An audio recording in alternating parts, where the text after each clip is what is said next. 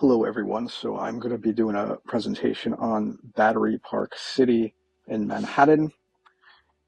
It's a community that was built on landfill. It was not originally part of the island of Manhattan, but it was developed in 1979. As you can see here, this is the area. It was built with the ground that was excavated for the World Trade Center construction, and some parts of Battery Park City that distinguish it include Battery Place, which you can see here where my cursor is, and it is the southernmost boundary of Battery Park City towards the tip of Manhattan. And then South End Avenue, which is one of the main north to south residential streets. And then lastly, I decided to include the Goldman Sachs building, which is located in Battery Park City at 200 West Street. The building is, as you can see, quite tall, 44 stories, and is 749 feet in height. So it is important, as I noted, to realize that Battery Park City is not a natural extension of Manhattan. It is a deliberate human-made projection into the Hudson River, constructed on landfill from the excavation of the original World Trade Center site.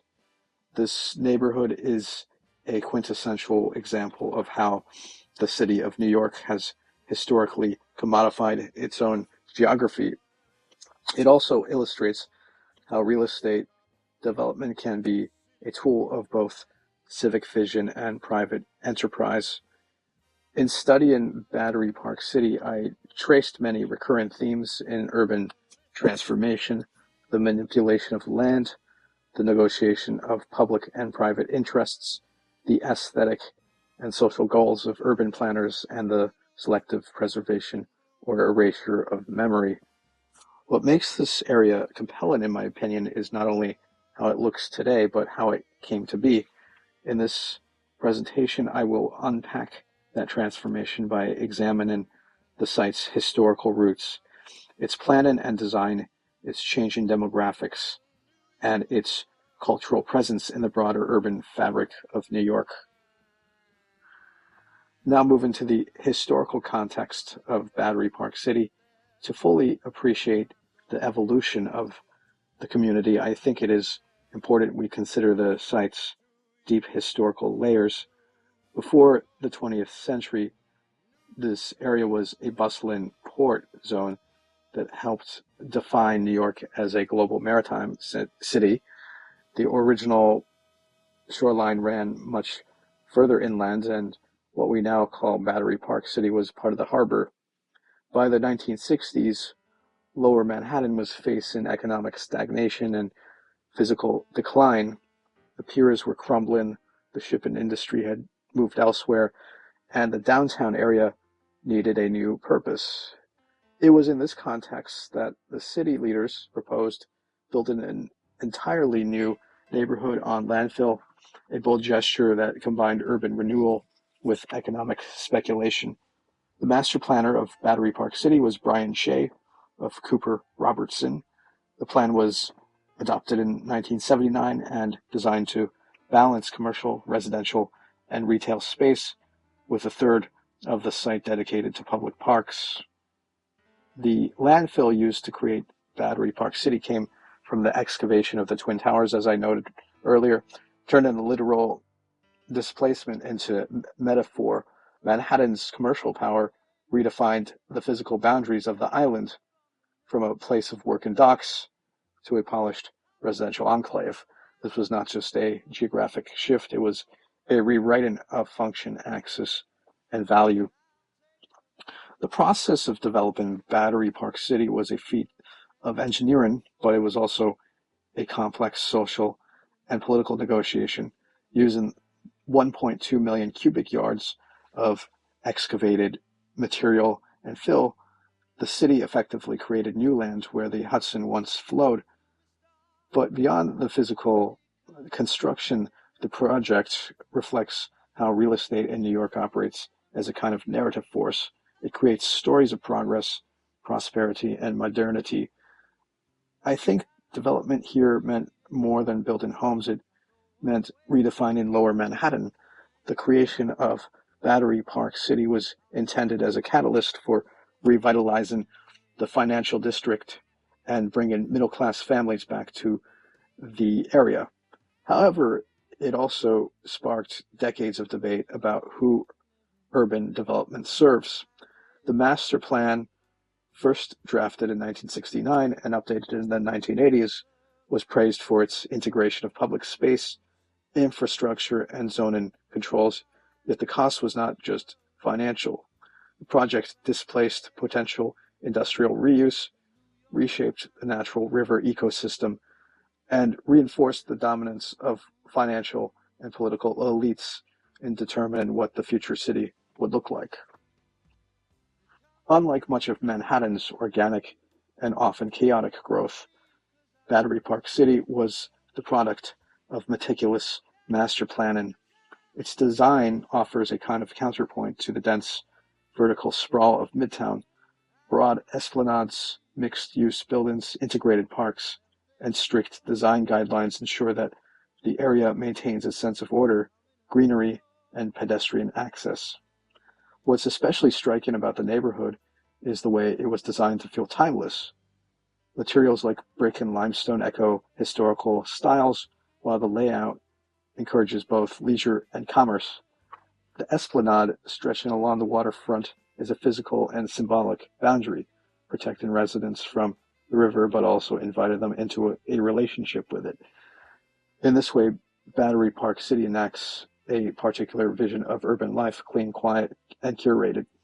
It is often held up as a model of livability and sustainability, yet it also raises questions such as, can a master planned environment ever fully reflect the diversity and the dynamism of the city around it? Or does it create a controlled bubble that resists spontaneity? Originally, Battery Park City was envisioned as a mixed-income neighborhood. Planners hoped to bring diversity and stability to an area that had long been economically segregated. But over time, the reality diverged from the vision. Rising real estate values, limited affordable housing, and proximity to the financial district led to a demographic skew toward affluent professionals. Today, Battery Park City is often cited as one of the safest and wealthiest neighborhoods in New York, a place of strollers and Starbucks, not struggle. Still, it does retain a strong sense of community. Public schools, playgrounds, farmers markets, and cultural events foster a neighborhood identity, yet in many ways this community is built atop the absence of the working class families and waterfront laborers who once defined Lower Manhattan. What's particularly telling, in my opinion, is not just who lives here now, but who never had the chance to live here. In that silence, I think we hear a broader theme of urban transformation, the selective inclusion and exclusion of populations in the name of progress. Now moving to the artistic and cultural depictions found in Battery Park City. It is not only a physical space, it's also a symbolic one. Artists, writers, and photographers have grappled with its meaning since its inception. Some view it as a triumph of post-industrial planet, others see it as a sterile or artificial community. The Irish Hunger Memorial, seen here, perhaps the area's most poignant cultural site, brings global suffering into local contexts. A tilted landscape of imported Irish stone, it disrupts the flat geometry of the surrounding towers and forces reflection. Throughout the neighborhood, public art is embedded in daily life, from sculptures and murals to poetry installations.